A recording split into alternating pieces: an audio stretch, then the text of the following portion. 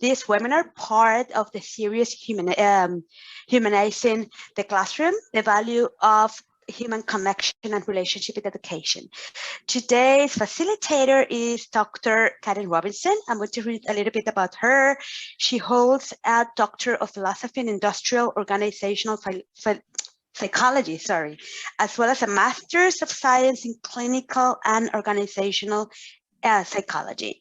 In addition, she has a Bachelor's of Arts in Psychology.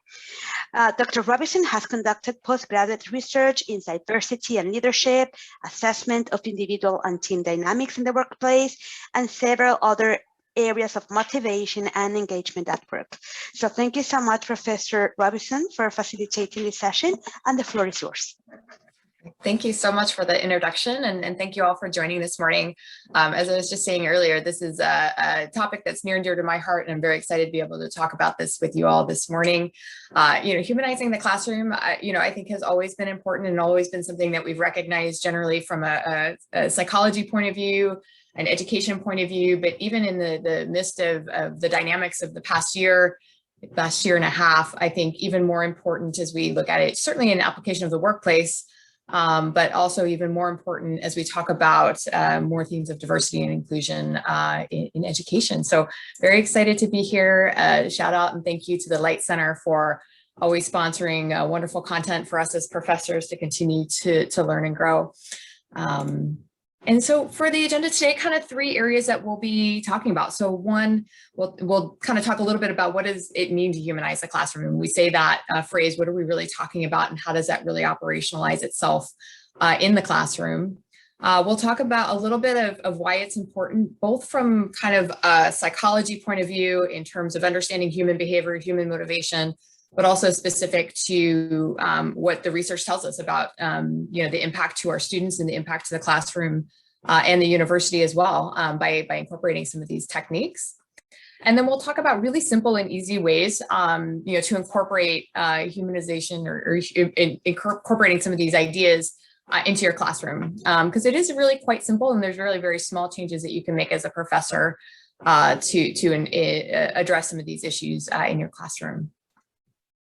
But just to start out, I kind of want to get a sense of, for the folks on the call, when we say the word humanize or to humanize something, what comes to your mind when you hear that word? And you can certainly use the chat box, just shout out your thoughts. But when you hear the word humanize, what comes to mind?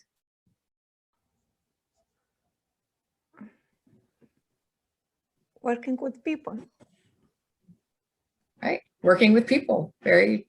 Yeah, personal engagement. Excellent. I love that. And that really is the crux of what it is, showing care for your students. That's perfect, right? It's really about that recognition that, despite the interaction that we're having, whatever the context of that interaction, that we're all human, right? And we all have our own personal perspective, our own reflections, and really thinking about how we can recognize that humanity in people in the different interactions that we have, particularly in the classroom. So I want to share, a thought, and this comes from philosophy, but I think it's really a good way to kind of contextualize the conversation that we're going to have today, which is really called the categorical imperative. And this comes from Immanuel Kant. And if you haven't read some of his readings, it's fascinating. It's one of those good books to put on your, summer reading list. But he really talks about recognizing people as having intrinsic value, or really because we're rational beings, because we have depth of personality, that every individual has this intrinsic value that we have to recognize in each other. And that's different from what we would consider instrumental value, which is, I like to use the analogy of the grocery store, right? You're grocery shopping, you need to check out, there's a checkout clerk there, that person has instrumental value in getting you out of the grocery store, right? But that doesn't make them any less of a human, right? And it's important in those transactional situations to recognize that, yes, that person has instrumental value to you in terms of getting you out of the grocery store, but there's also that intrinsic value of that person, as a rational being, as someone who deserves respect and has inherent dignity because of that. And so when we apply that in the teaching situation, what we're really talking about is look, teaching at some level is that transaction, right? We're here as teachers to earn money. Our students are here to pay money to get knowledge. But that doesn't mean that we should ignore the fact that we're all rational beings and that both the faculty, the staff, the students, everybody involved in that transaction deserves to be treated with respect, deserves to be recognized for their intrinsic value. So that's what the categorical imperative really speaks to. And that really gets to why humanizing the classroom is such an important thing to think about when you're interacting, particularly with your students. So at the basic level, when we talk about humanizing classroom, we're really talking about ensuring our students feel valued as part of that teaching experience and that classroom experience, making sure that they feel safe, making sure that they feel respected, and making sure that they feel known or validated for who they are and what they're bringing to the classroom as an individual.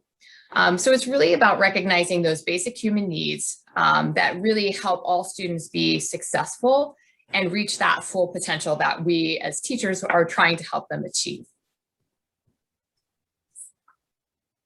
So to give a little bit of foundational kind of psychology around this, and you've probably all heard of Maslow's hierarchy, right? It's a very popular model. It's not perfect in its explanation of human motivation and human behavior, but it's a good way to really think about why these ideas are so important. And so when we talk about Maslow's hierarchy, right, the bottom basic level is the physiological needs. And we all know and accept, right, if a student comes to class hungry, if they have to go to the bathroom, if there's some physiological thing going on, they're not going to be able to focus, right? They're not going to be able to absorb the information in the same way as if they've had a proper breakfast, right? That's pretty well accepted and understood.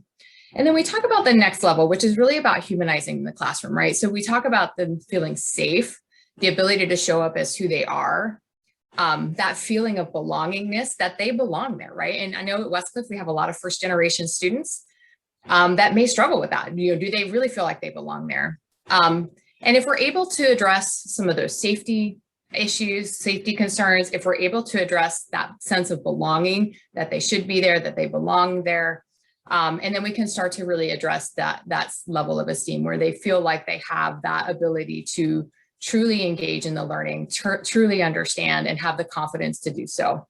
So really, in order for our students to reach that full potential, it's up to us in some regards to help ensure that they do feel safe, that they do feel like they belong there, that's part, that they're part of that community.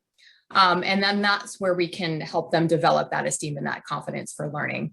I always like to point out as part of this conversation, in the US, we tend to have this bias, particularly that esteem has to come from yourself as an individual, right? That it's an internal thing. And that is partly true. And that is certainly an important part of building self-esteem within an individual. But it's also really important to recognize that humans by nature are social beings, right? We're social animals, and we do need that connection with other people to feel like we belong, to make sure that we can learn. And really, fundamentally, that's how humans learn, right? We learn by watching other people, based on our interactions with other people, our experiences with other people. So that social component and that ability to build esteem from others is a critical part of being that social being. So, and again, this is more of the science slide. So why is it important to the classroom? As you can imagine, right? So students who experience these humanistic teaching styles are more motivated, they're more engaged, they develop that stronger love of learning, which I think is what, as professors, we want to do, right? We want to inspire students to love learning, regardless of the topic. They're able to make stronger connections to the material. It enhances their ability to learn, whether it's retention, ability to communicate back that material, share that material with others, certainly performing better on testing situations. And then really that part of that community, and that's what I had brought up before too, which, I think as a university, sometimes we forget the university becomes a community, and we've all, been to higher ed. We probably experienced that connection with the community of our own, colleges that we went to. That connection with the university, that feeling of belonging with the university can be very, very powerful in propelling a student forward. But of course, it all does require a little bit of extra effort on the teacher's part to be a little bit more creative, a little bit more intentional, and building some of those habits so that we naturally address and learn about our students and engage them in that higher level way. So what I'd like to do is kind of transition now into some very basic techniques for bringing these ideas into your classroom, right? So the first and foremost, and this is the easiest way to do it, and I know a lot of us, particularly at Westcliff, already do this, but using biographies, right? They're such a great way to learn about who your students are, where they're coming from, you know, where they're working, what's going on in their lives, what they're interested in. And there's a lot of ways that you can incorporate it into the classroom. So either by doing things like introductions in the first day of class, really having students tell you their story and phrasing in that way. You know, what's their story? Where are they coming from? You know, how did they come to Westcliff? How did they choose their degree? These are all ways to get students engaged and bring their full self into the classroom.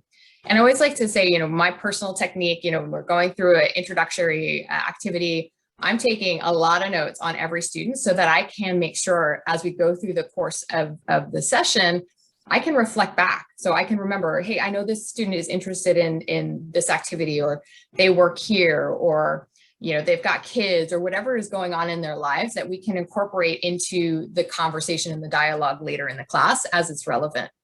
And I think a really great technique that you can use as you're learning this behavior or practicing this behavior is just kind of give yourself that goal of you know, try to pick 2 students each class that you're going to reflect back on something that they shared in their initial introduction back in the first day of class.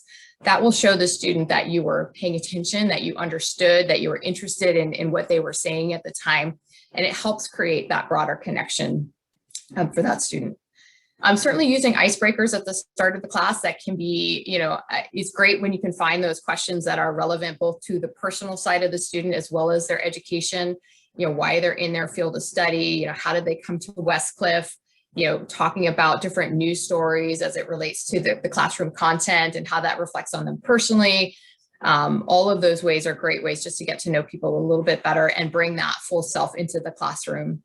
And then again, incorporating what you know about the students into breakout groups. You know, if you know where they, you know, I teach in the business school, so we can talk a lot about work. You know, if you know where they're coming from, what positions they're in, what industry they're working in, you can kind of group students in that way so you can help leverage that and bring some of that outside student experience into the classroom, helping them bring, again, their full self into that classroom. So I'm just curious, I know a lot of faculty at Westcliff use biographies as part of their, you know, just natural operation of the classroom. Does anybody else have any suggestions for how they use biographies or use introductions into into the classroom? Perfect, and thank you, Dr. Nino. I see you've posted that you definitely do that in terms of asking each student to introduce themselves. Understanding where they're from, which I think is particularly important at Westcliff. We have students from all over the world, and how cool is that to be able to understand where everybody's dialing into and how you can bring those different cultures and backgrounds into the classroom.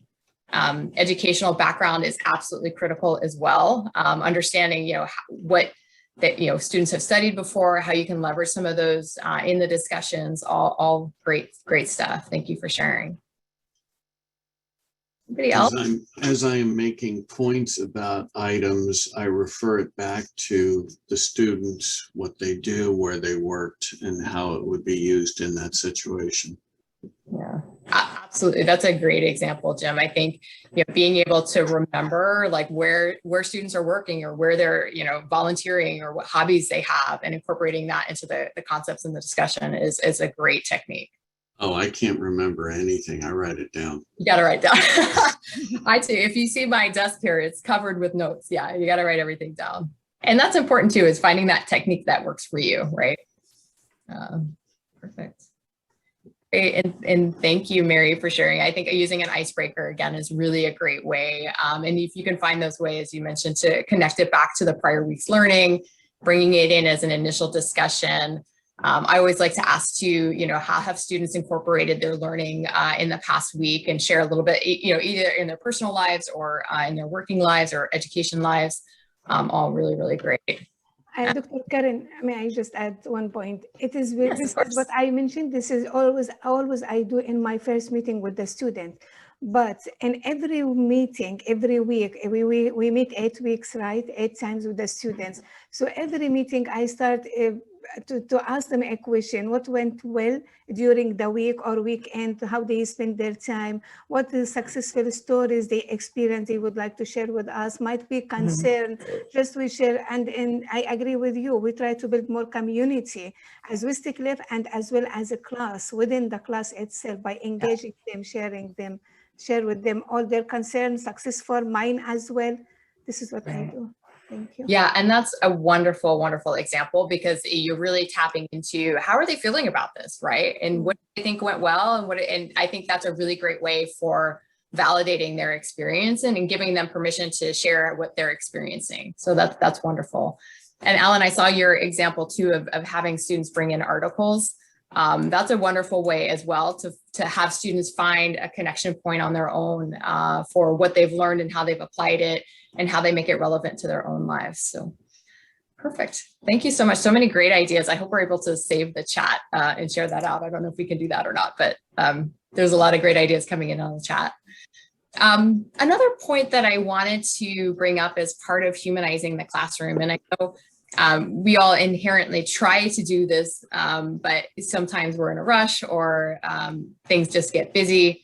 But really making sure, in particular, this past year when everything's been online, or as we teach in the online environment, the written language is a wonderful way of communicating, but sometimes we do lose tone. And making sure that we're including tone and context when we're providing written comments or discussion boards or whatever to students is a really great way to make sure that we are being inclusive, that we are being and representing kind of a positive and engaging tone when we're communicating with students. And so I put some of these kind of examples to really showcase, the difference between something that might be more transactional or focused on the instrumental aspects of the classroom versus something that might be a little bit more recognizing the humanity, incorporating a more positive tone, and really recognizing that student as a person when you're providing the feedback. And a lot of techniques for doing that is, one, just recognizing, again, the human. And I'll reflect back to my very first teaching job was an associate's program. And I used to get frustrated because, in every class you'd have 50 students, and inherently, and this is a terrible example, so I apologize in advance, but there would be 5 grandmas that would die in the course of the classroom, right? And at some point you realize that this is just an excuse that students use. And what I had to always remind myself is that, it may be an excuse, it may be students, trying to just cover for something, and that's okay. And that's okay, right? We have processes for having fair expectations, late policies to manage through all of that. But the important thing is that for every 5 that you make get that excuse, or 10 over the course of a couple of classes, there may be one person whose grandma has actually passed away. And you want to make sure that you're recognizing the humanity of that situation. And so, for example, if someone's sick, if something happens in their lives, I think as students or as faculty, sometimes, we've heard all the excuses in the books. But it's still important to recognize that, again, it's leading with openness, leading with trust, and making sure that we're setting that positive tone. So making sure that you are reflecting back with what that student's told you, whether it's sick, whether they've had a family emergency, something going on at work, right? Expressing concern and understanding for that is really, really important.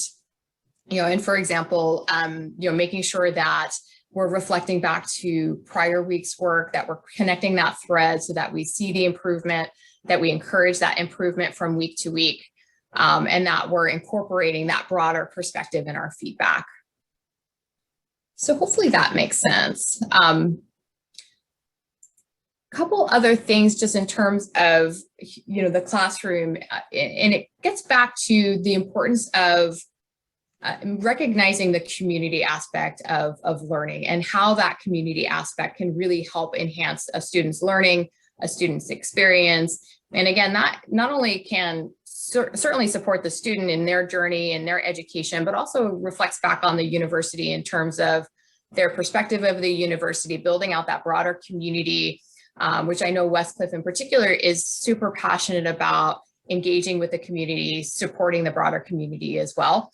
And so in taking that time within the classroom to encourage students to interact with other students, to build those relationships with faculty, with other students, it's easier to do in the in-person classroom because you have those informal opportunities during breaks and hallway conversations before and after class to make those connections more informally. But it's important in the online community that we think about how to do that as well. And whether that's incorporating just a few extra minutes during breakouts for students to just create that relationship and do a little bit of chit chat or informal conversation.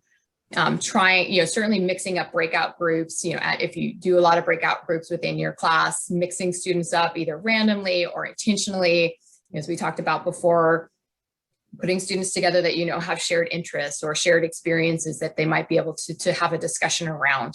Or just as you're facilitating the class discussion, again, if you've written all those notes down, you understand, you've got kind of the bios of the students in front of you, you can make some of those connections where you say, one student says something that connects back to an interest area of another student, and kind of informally making those connections of, bringing that student into the conversation around that relevant topic. Not only does that help enhance the students who's originally brought up the comment, but then it also validates that student, the other student, that you've remembered that there is this connection there. And as you know, not all students are open and willing to kind of raise their hand and make those connections themselves.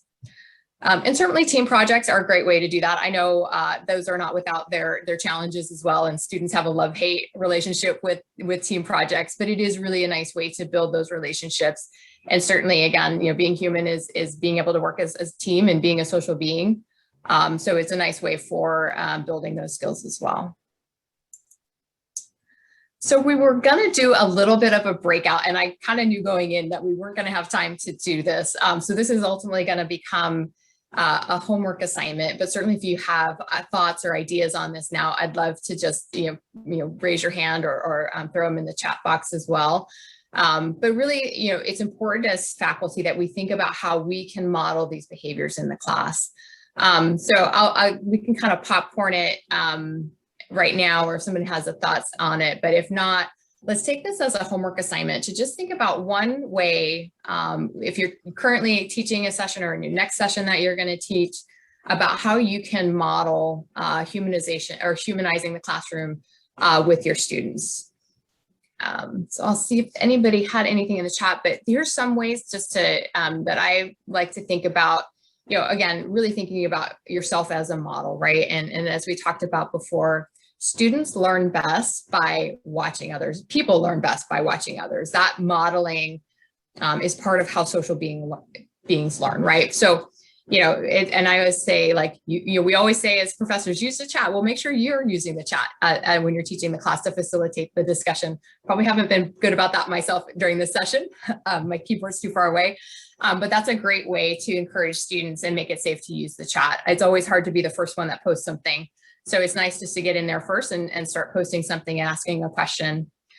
Practicing reflective listening is a really great technique. And that just means when a student makes a comment, just basically repeating back to them to make sure you fully understand what they've shared, what they've said, to ask for any clarification that you need.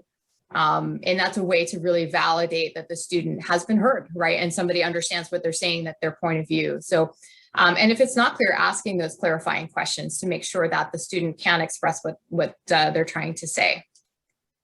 Certainly using a positive tone, and using inclusive language. And that's both obviously when you're facilitating live, but also in written language, and just being aware of that. And, it's not, and where you do maybe not use inclusive language, just calling yourself out and those things and modeling those behaviors for your students.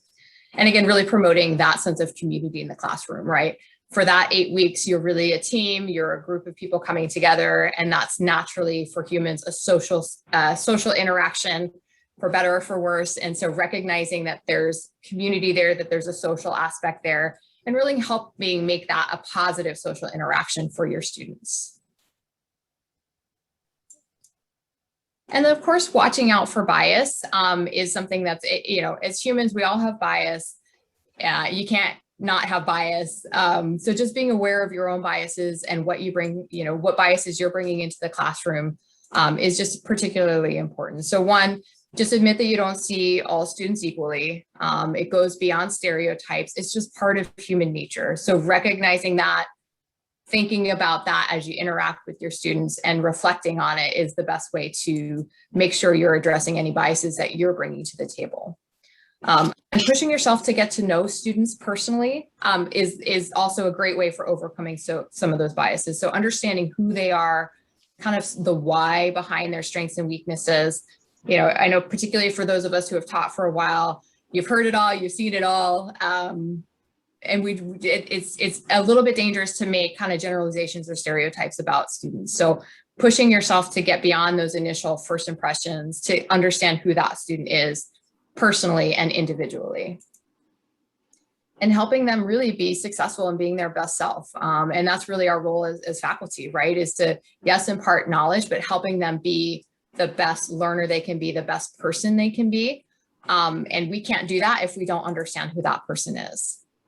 And so just a couple of examples that I would highlight, we've got students that come from all over the world, from all over the, from a variety of different cultures, from all over the personality map. So really thinking about how you can incorporate different techniques in your classroom to help address some of those things. And so, for example, if you have participation in class is always a struggle for some students, whether it's because they're just extreme introverts or because they struggle with the English language. So finding ways for that student to feel comfortable in class can be a great way to make sure they feel engaged, make sure that they feel like they can have their voice heard, even if they don't necessarily want to actually talk, right? So whether it's using the chat, finding other non-threatening ways for that person to feel safe to participate is a great example. And another one, and I know someone put this in the chat earlier, which I love, but obviously making sure you know how to pronounce each student's name. And don't be afraid to ask, right? That's but make sure you do it in the first class. Asking students how to pronounce your name. If you're not sure, if you don't hear it right the first time, ask again. But making sure that you do know how to pronounce students' name, because calling people by name, being able to make that connection is critically important. And making sure you understand their pronouns, right? And not being afraid to ask, what pronouns do you prefer? Is also another way to make sure that you're making those deeper connections with students. And I know we got 3 minutes left, so I'm moving a little fast, so I apologize for that. But some other just key points that I wanted to make. I'm a middle child, so this first bullet is particularly important for me. But make sure you focus on the students in the middle, right? It's really easy to focus on the problem students or the students that need a lot of help and support. It's easy to focus on those students that are just superstars and you're so excited about where they're going with their careers and so forth. And a lot of times those students who are in the middle get lost in the shuffle. They don't get connected with as regularly as kind of the students on the end. So just making sure that you are kind of connecting with the students in the middle who often don't get connected with as much as the students on the extreme. And of course, if you think about the bell curve, those students in the middle are the majority of our students. Leading with empathy is probably the best approach. If you lead with empathy and openness, seeking to understand the student's experience, that's the #1 best way to make sure that you're humanizing the classroom. And I always like to point out, this doesn't mean lowering your standards. The students who are in my class know that I have high standards and I don't budge on those, but I try to make them connection. I try to make sure that I'm leading with empathy and get them to, and help work with them to get to those higher standards. And then of course, just being aware, like I said earlier, we all have our own biases. We all have our own reactions. We're all responding to our environment based on the environments that we've been in the past. And that's part of being human too. And just like it's okay for our students to do that, it's perfectly okay for us to do that. But as professors, as teachers, it's up to us to make sure that we're reflecting on those biases and that we're understanding our own reactions and biases within that. And then in summary, so again, it really just comes down to being intentional about making our students feel valued, safe, respected, and known. And I love this quote, and I will point out this quote uses biased language, which is, so I just want to point that out.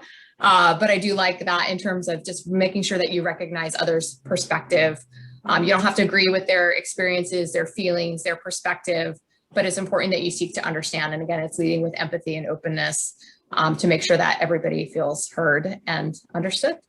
And I think with that, we're out of time. I've got my reference slide here to share with you, and then always happy to answer any questions or field questions now or later if you want to email me.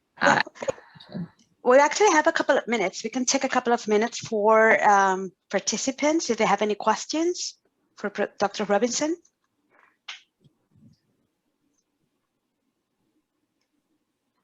If not, well, thank you everyone for attending this session. Thank you, Professor Robinson, for facilitating this super interesting and so needed webinar.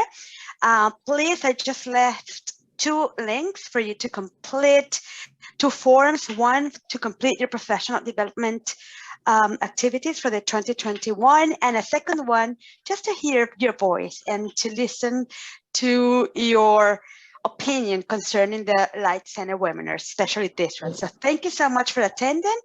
And we're planning more sessions for the rest of the year. So stay tuned. Thank you so much, everyone. Thank you so much for joining us. It was great.